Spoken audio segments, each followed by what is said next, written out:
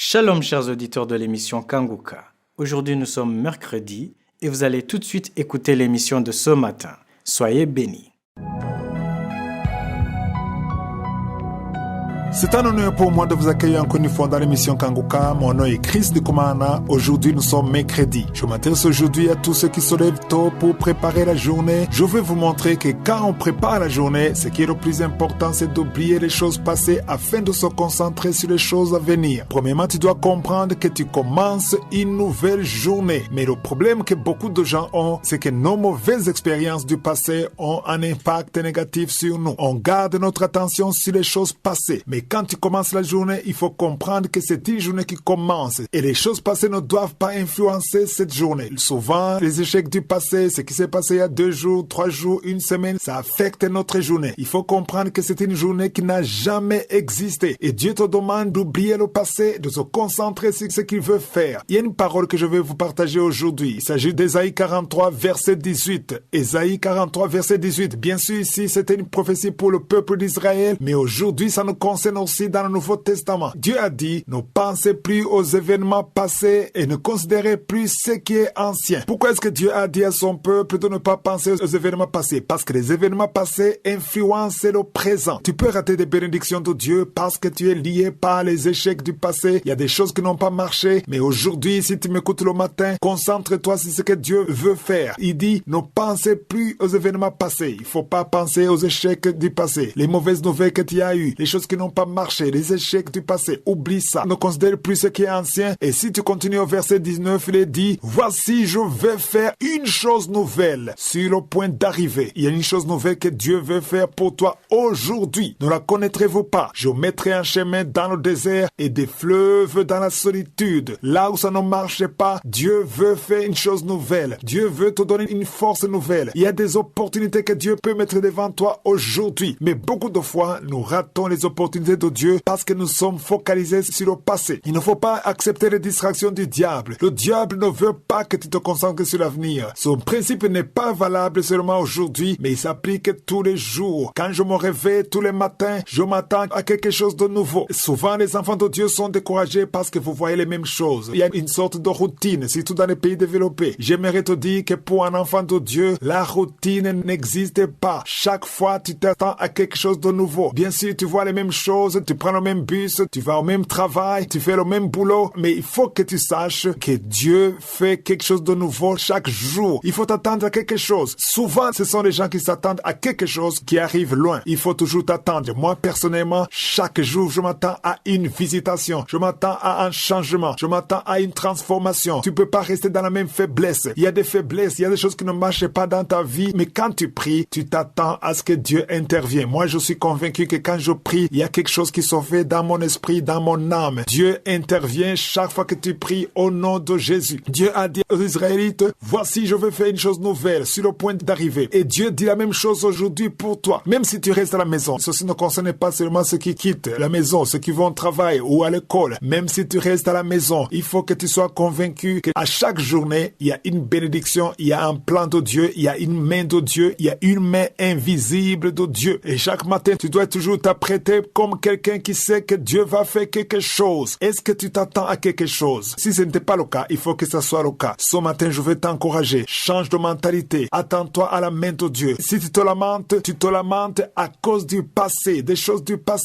ne marchent pas, des choses qui sont bloquées. Mais Dieu est capable de débloquer ce qui est bloqué. Il est capable de changer ta situation. Mais ce qui est important ce matin, c'est de changer de mentalité. Pense positivement. Comment est-ce qu'on verra quelqu'un qui pense positivement? On le verra par ses actes. On le verra par ses paroles. Qu'est-ce que tu dis? Quand tu parles, est-ce que tu te lamentes? Est-ce que tu regrettes? Est-ce que tu es dans la jalousie? Tu es en train d'envier les autres? Tu envies ceux qui réussissent? Il y a des chrétiens qui ne font qu'envier les autres. Et ils sont en train de souhaiter le mal aux autres. Quelqu'un qui s'attend à la visitation de Dieu, quelqu'un qui s'attend à la main de Dieu, il n'a pas le temps d'envier les autres. Par contre, il se concentre, il prie et il attend. Est-ce que tu es dans l'attente? Souvent, Dieu visite ceux qui sont dans l'attente. Quand Pierre et Jean ont prié pour le boiteux dans Actes chapitre 3, cet homme était désespéré, mais il s'attendait à recevoir quelque chose venant d'eux. C'est pour ça que le miracle s'est produit. Est-ce que tu t'attends à quelque chose? Change de mentalité, oublie le passé et attends-toi à la visitation ce matin.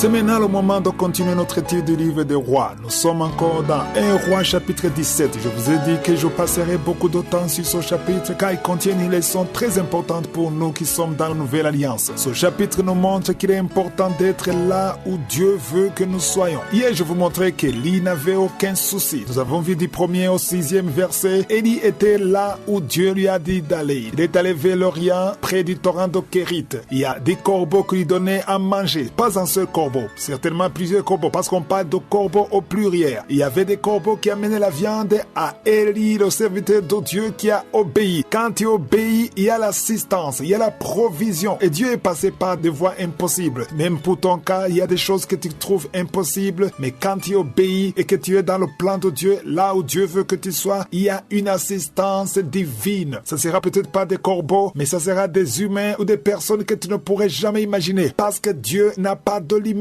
Il y a des corbeaux qui donnaient la viande et le pain le matin et le soir. Il y avait l'eau du torrent alors que c'était la sécheresse. Il n'y avait pas de pluie, mais Élie n'avait pas de problème. Il vivait dans le désert parce qu'il était dans le plan de Dieu. Il faut être là où Dieu veut que tu sois. J'ai dit que beaucoup de gens cherchent le désir. Tu pries pour accomplir tes désirs. Tu veux aller où tu veux, où ça te plaît, où tu gagnes beaucoup d'argent. Tu veux épouser la femme qui satisfait à tes désirs. Mais c'est important de chercher la volonté de Dieu. Être là où Dieu veut que tu sois. Épouser la personne que Dieu veut que tu épouses. Ici, je m'adresse particulièrement aux célibataires. Donc, Élie n'avait pas de problème. Mais au verset 7, 1 roi chapitre 17, verset 7, on a vu que au bout d'un certain temps, le torrent fut à sec, car il n'était point tombé de pluie dans le pays. Même avant, il n'y avait pas de pluie, mais il n'avait pas de problème. Mais au bout d'un certain temps, je ne sais pas combien de temps, peut-être c'était des mois, je ne sais pas combien de temps, mais nous savons que la sécheresse a duré 3 ans et 6 mois. C'est ce qu'on a lu dans Jacques chapitre 5. On nous parle de 3 ans et 6 mois. Donc il a passé 3 ans et 6 mois à être servi par les corbeaux. Mais au bout d'un certain temps, certainement après les 3 ans et demi, il n'y avait plus de provisions. Donc le torrent était à sec. Il n'y avait pas d'eau. Et il ne pouvait pas vivre sans eau, puisqu'il n'y avait pas de pluie. Il ne pouvait pas vivre. Et certainement, il n'y avait plus de corbeaux. Pourquoi? Parce que Dieu avait fermé cette porte. C'est important de comprendre qu'il y a des portes que Dieu ferme et qui ne sont pas fermées par le diable. Les enfants de Dieu croient que toute porte fermée est fermée par le diable, mais il y a des portes que Dieu lui-même ferme. Et au début de l'émission Kanguka, j'aimais dire aux gens que si Dieu ferme la porte A, ça veut dire qu'il y a une porte B qui va ouvrir quelque part. Et souvent, la porte B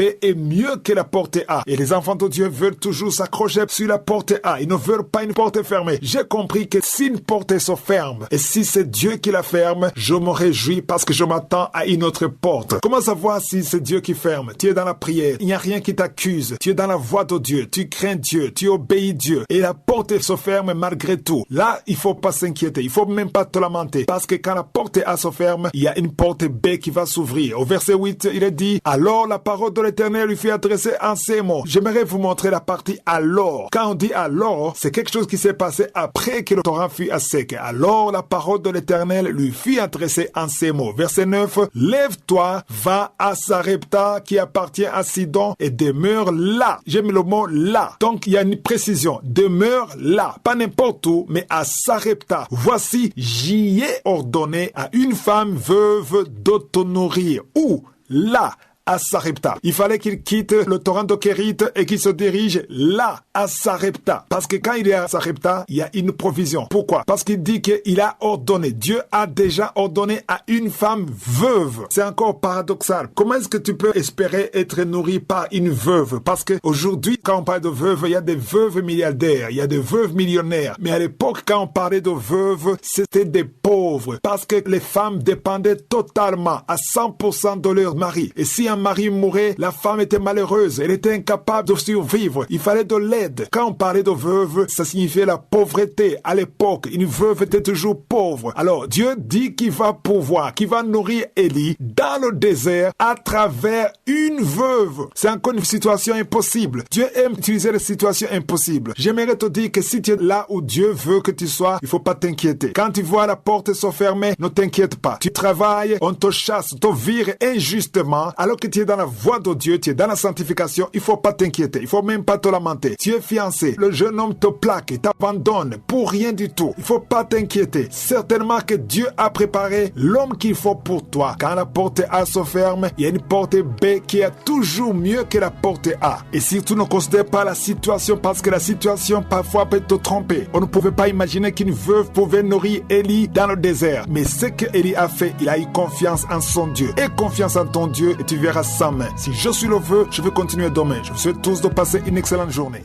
J'espère que vous avez été édifiés. N'oubliez pas de cliquer sur la cloche afin d'être averti chaque fois qu'une nouvelle vidéo est postée. Soyez abondamment bénis.